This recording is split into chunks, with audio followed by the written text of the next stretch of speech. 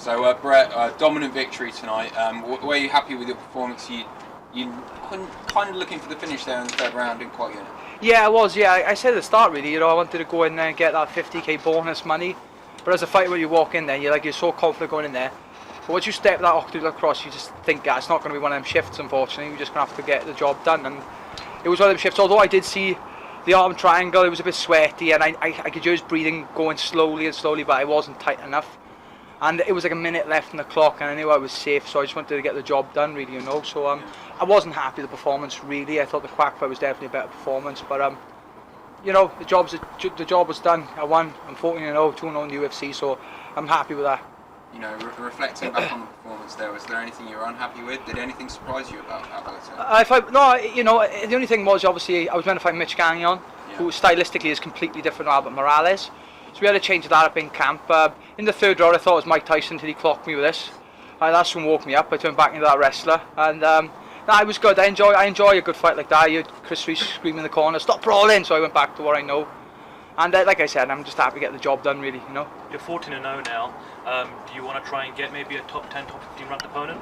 Yeah, that's definitely something I'm looking towards. I don't know where I'm going to be ranked after this. I won't mind someone like a couple of spaces above me, and then go into that. Yeah, definitely. I'm not in a rush. I'm still young. I still got a lot of things to work on, definitely. But I'm happy, really happy. With the progress I'm doing now. I'm training very hard. People don't realise it's been a 28-week camp. I trained for London. It didn't happen. Didn't take time off. Went straight back into camp. This is my 28th week in camp. And like I said, I'm quite broken at the minute. So it's nice to get some time off this and hoping to be back December. We've obviously seen the passionate support of your fans here within the UK.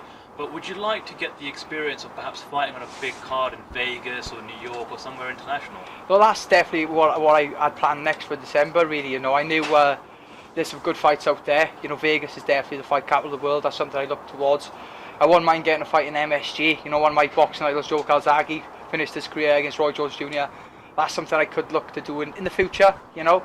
There's no major names that come out to me, Like I said, I'm the guy that works quietly, that people don't hear about until there's a loud bang. I was hoping a loud bang was going to be tonight. Unfortunately, it wasn't. So on to the next one now. When you look at the rest of the Bantamweight division, is there anyone you see yourself matching up well against?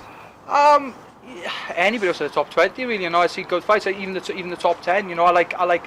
There's a list of good fighters there, and there's a couple of good guys who've been put in. So I'm looking at anybody outside the top 15 at the minute, definitely. Mitch Gagnon was definitely a good fight, and that's something I look towards. Unfortunately he pulled out injured. So whoever they give me, I'm not a guy who will shout about it yet. But if in the next few weeks, if I see someone I think, okay, that's going to be a good matchup, I'm going to shout for that. I called 3 people out before this fight. They all responded with nobody pen to paper. Mitch Gagnon called me out, and within 3 hours I signed that piece of paper and we were on. You know what I mean? I call in these guys, and not because I dislike them or I think they're bums or I don't like them. I want to fight these guys. I think they're good fights. When Albert Morales signed that paper, my eyes just widened. I thought, that's a fight, that's a scrap, that's someone who's going to come here on 2 weeks' notice and take me on. And that's the fights I wanted. And although my coaches, my cornermen don't like that sort of style of fight in the third round brawling, but it kind of woke me up, and I felt that passion in there. And in front of that crowd was just absolutely unreal. Back in your Titan days, the weight cut I guess wasn't always like a dead cert, but you look very healthy yesterday. You look very strong tonight. How's that going now for you? Your nutrition and your diet and stuff. I haven't changed much, if I'm honest. Just been more strict. I haven't got the luxury of having high-level performance nutritionists in my camp, and something I sat down with my coach, Chris, and some of the guys there. Most of my teammates did a lot of research on it, so we were just talking, and we found my way of doing it.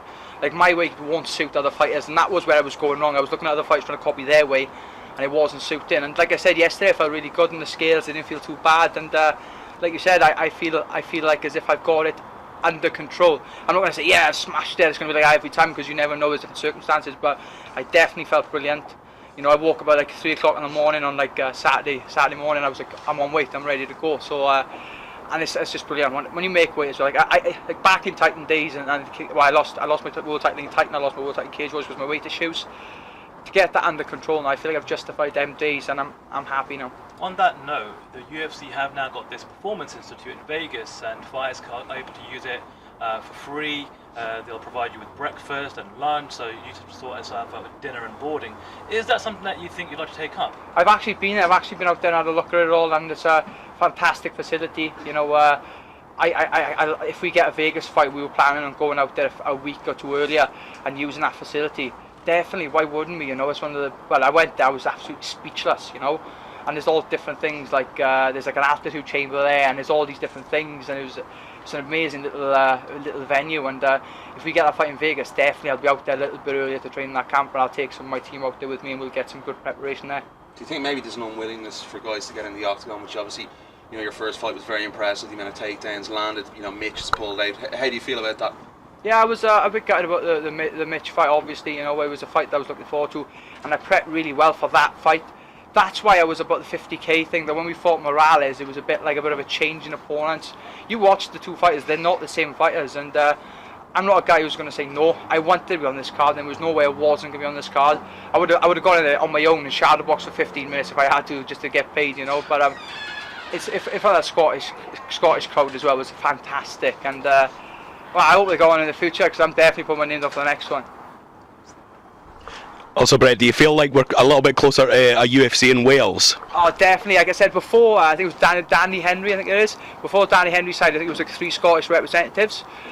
There's 3 Welsh representatives, so why won't we get it? The only problem we got in Wales, we haven't got the right venue. We got the ice hockey, which was like 3,000. It's not enough, especially when I went in there and I just looked around the room and thought, wow, yeah, this is a lot bigger than 3,000, you know.